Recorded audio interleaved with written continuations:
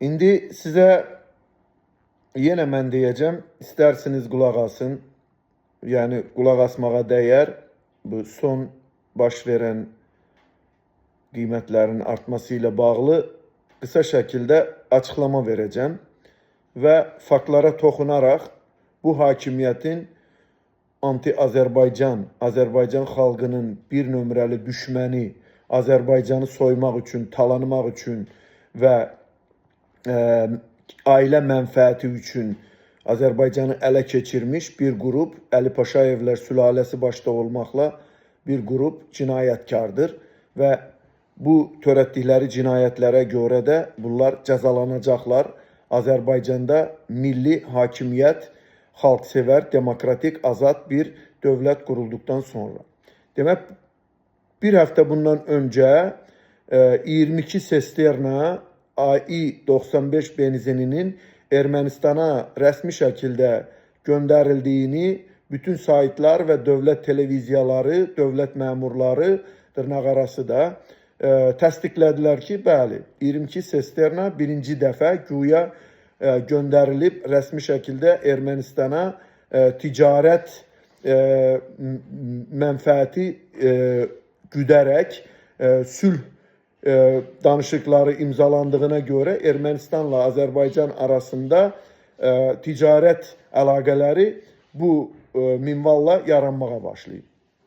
22 sesternanın birində 60 ton maye olur, mən biləni.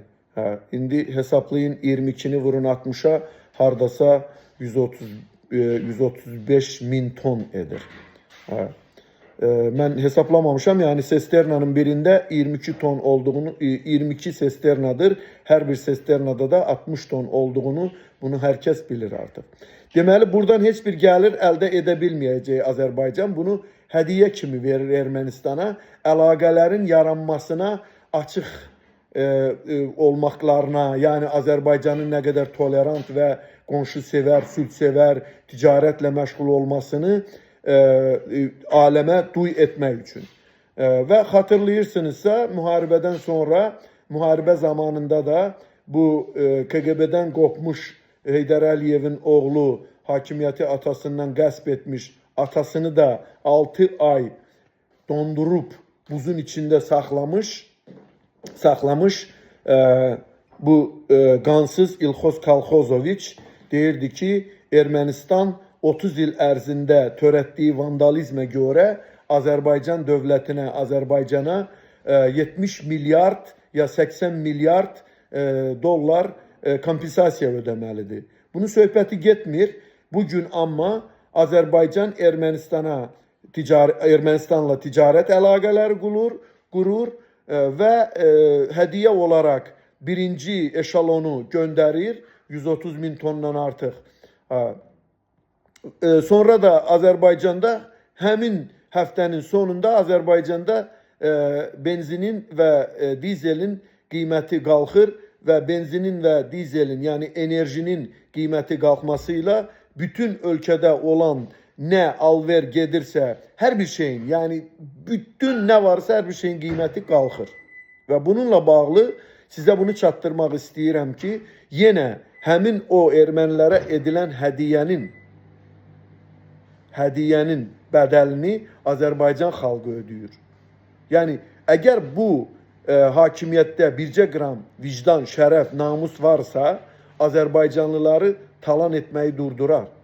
Çünki Azərbaycan neft ölkəsi olaraq 70 sent benzinin litrinə, 95 benzinin litrinə 70 sent ödəyir və onu tökür öz avtomobilinə ya yük maşınına, bununla hərəkət edir.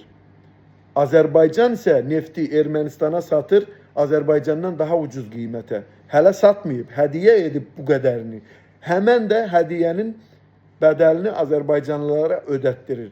İndi sizə bir şey demək istəyirəm. Belə bir ölkədə yeni ilin gəlməsi, hansısa uğurun gətirməsi, hansısa bir yeniliyin gətirməsini sizə vəd edirmi? Etmir.